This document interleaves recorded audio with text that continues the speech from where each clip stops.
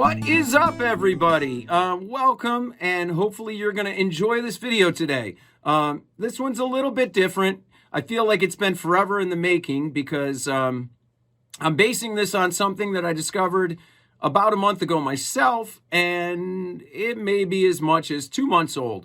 But anyway, this is kind of a rebuttal or a response to a video posted by a great music theorist, composer, performer, educator, and YouTuber. A Berkeley grad, I believe. His name is Adam Neely. So you definitely should check out his channel and like and subscribe if you get a chance, because he's outstanding. In fact, I'll give him a shameless plug for a video he did this week. He did a video that breaks down Lady Gaga's version of the Star Spangled Banner from the US presidential inauguration, and it gets into the mixed meter and the impacts and the choices that she and her producer made in arranging this version of the Star Spangled Banner. And it's quite unique. It's quite interesting. The historical perspective he pays through in the approach to his analysis, and also how he pays some great tribute to Lady Gaga in terms of the way that she takes the Star Spangled Banner forward a little bit, which is really outstanding. So props to Adam Neely there, and I'm going to get into the video that this is a rebuttal to. About, I guess, probably 2 months ago, maybe longer, he posted a video that I find really intriguing. He enlisted 4 other composers along with himself.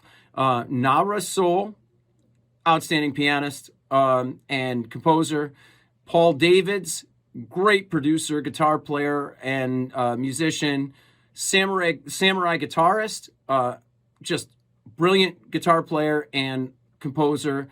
And Ben Levin, who is just a creative mastermind. I really enjoy Ben Levin's music. All of them are worthy of subscribing to their channels and checking out what they have to offer, because all of them are kind of, in my eyes, budding young stars in the field of music composition and kind of music design, musical landscapes, and production as we know it in this kind of 21st century landscape that we as composers are now on this journey in.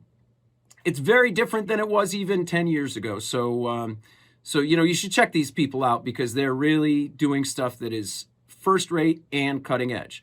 So the challenge that Adam Neely threw out there was to write a piece entirely in Locrian mode. Now, Locrian mode is not a mode that we use very often because of its kind of ambiguity in terms of hierarchy. Although I would argue that hierarchy is more a generation of the composer's ability to arrange rhythmic structures and arrange melodic structures based on direction.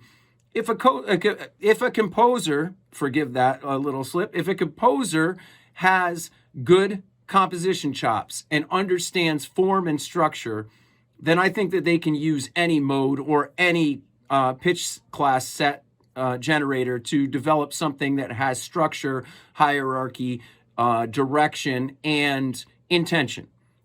That said, the challenges of Locrian mode, which if you were to go to the piano, are B natural to B natural using only the white keys, that is the interval structure of Locrian mode, create ambiguity, primarily because the 5th scale degree, which would be dominant function in a major or minor key, and also in quite a few of the other modes, is a flat 5. So the flat 5 is a tritone, so it creates, although it creates a symmetry, it also creates a lack of dominant function, which we in Western music are programmed to hear as 5-1, and the direction behind all of, you know, the final cadences, the perfect authentic cadence, all of these things are drilled into our ears from the very first moment that we hear what is conceived as direction and cadence in music. So that said, Locrian breaks down some of those norms. So creating a structural integrity as a composer makes it a little bit more difficult, but definitely far from impossible. In my piece that I composed here, it modulates a little bit. I do some different things structurally with the guitar. I do some different things structurally with some of the choral patches. I kind of experimented a lot, and this thing took a very different direction as I went, and I might put some clips in of the earlier versions as I get this video prepared. But that said, my piece is kind of based on using some of the East-West. I got the East-West choral library, and I also got Voice of the Empire. And some of these choral patches are just brilliant. And I really dug into using that. And I got that mixed with an acoustic guitar. And then I decided to play some drums on it. And it kind of became a thing. So anyway, my piece is an adventure. And it's a through composed kind of continuing variations. So I hope you can hear the major metric impulse and understand the structure. But without further ado, here we go, my Locrian Challenge composition.